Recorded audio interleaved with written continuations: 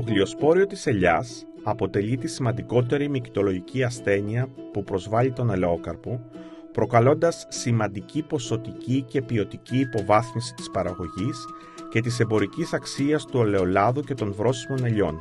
Το λάδι που παράγεται από τους μολυσμένους καρπούς είναι υποβαθμισμένης ποιότητας, έχει κοκκινοπό χρώμα, ενώ παρατηρούνται χημικές μεταβολές στη σύστασή του, όπως η υψηλή οξύτητα και η μείωση των πολυφενολών, της β-σιτοστερόλης και της α-τοκοφερόλης.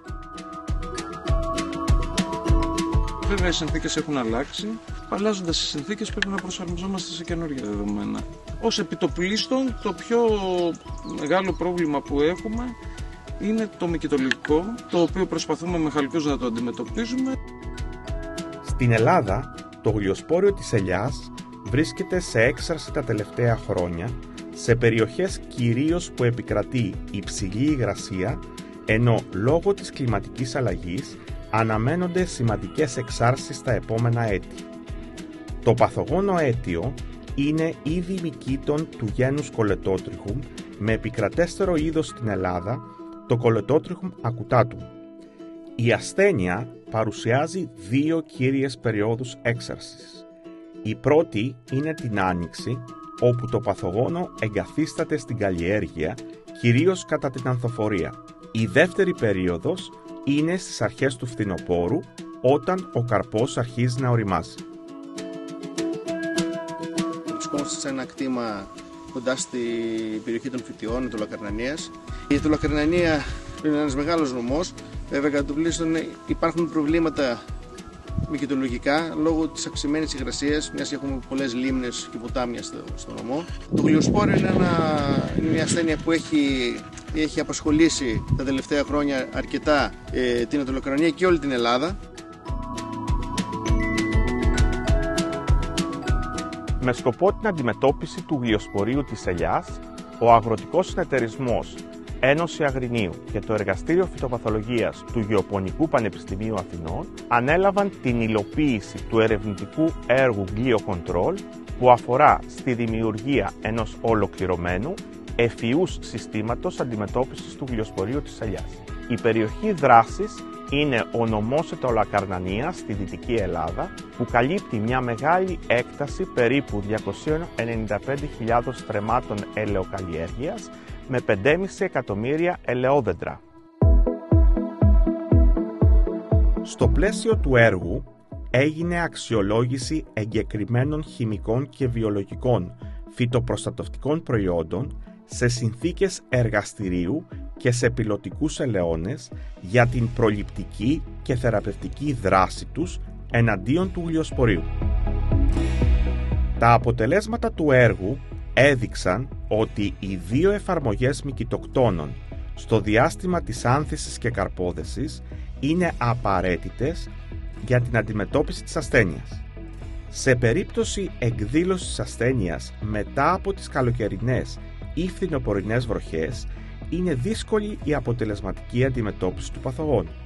Οι θεραπευτικές εφαρμογές εκείνη την περίοδο μπορεί να επιβαρύνουν με υπολείμματα τον ελαιόκαρπο. Στο πλαίσιο του έργου αξιολογήθηκαν επίσης διάφορα βιολογικά σκευάσματα που περιέχουν βακτήρια ή αιθέρια έλαια ή άλλα φυτικά εκχυλίσματα, τα οποία έδειξαν ότι μπορούν κυρίως να συμβάλλουν στη μείωση παραγωγής κονιδίων του μύκητα και μπορούν να εφαρμοστούν κατά την περίοδο ορίμασης του καρπού.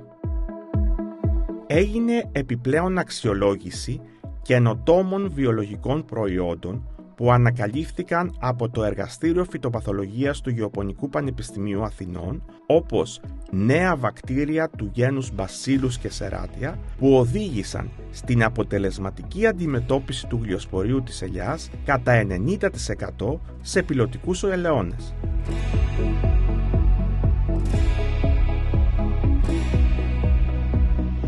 Ένας επιπλέον στόχος του έργου ήταν η αξιολόγηση της πιθανής ανθεκτικότητας ελληνικών ποικιλιών ελιάς στην ασθένεια του γλιοσπορίου. Βρισκόμαστε στον πειραματικό ελαιώνα του Γεωπονικού Πανεπιστημίου Αθηνών. Ο ελαιώνας αυτός περιλαμβάνει δέντρα από διαφορετικές ποικιλίες ελιάς που καλλιεργούνται σε όλη τη χώρα. Φέτος αξιολογήσαμε 9 διαφορετικές ελληνικές ποικιλίες ως προς την ανθεκτικότητά τους σε 5 διαφορετικά στελέχη του παθογόνου που προκαλούν την ασθένεια του γλιοσπορίου. Συλλέξαμε λοιπόν από το συγκεκριμένο αγρό καρπούς από διαφορετικές ποικιλίες ελιάς και χρησιμοποιώντας μεθόδους τεχνητής μόλυνσης στο εργαστήριο, αξιολογήσαμε τη σοβαρότητα της ασθένειας και την παραγωγή κονιδίων από το εκάστοτε στέλεχος σε κάθε ποικιλία. Τα αποτελέσματα έδειξαν ότι οι ποικιλίες κορονέικη και μανάκι καθίστανται ως οι πιο ανθεκτικές, ενώ οι ποικιλίες μαυροελιά μεσσηνίας και αμυγδαλολιά ως οι πιο ευαίσθητες. Εντοπίζοντας τις ανθεκτικές ελληνικές ποικιλίες ελιάς και αναπτύσσοντας συστήματα ολοκληρωμένης διαχείρισης της ασθένειας, μπορούμε να μειώσουμε τη χρήση φυτοπροστατευτικών προϊόντων, να αυξήσουμε την παραγωγικότητα και να προάγουμε τη βιωσιμότητα της ελαιοκαλλιέργειας. Η χρήση μετεωρολογικών σταθμών για την παρακολούθηση των καιρικών συνθηκών ενός ελαιώνα θα βοηθήσει στην έγκαιρη λήψη μέτρων σε συνδυασμό με μοντέλα πρόγνωσης του γλιοσπορίου της ελιάς. Η συνέργεια μεταξύ του Γεωπονικού Πανεπιστημίου Αθηνών και της Ένωσης Αγρινίου δεν είναι μόνο μια επιστημονική συνεργασία, αλλά και μια στρατηγική συμμαχία που φέρνει κοντά την ερευνητική και την παραγωγική κοινότητα, προωθώντας την καινοτομία και την τεχνολογική πρόοδο στη γεωργία.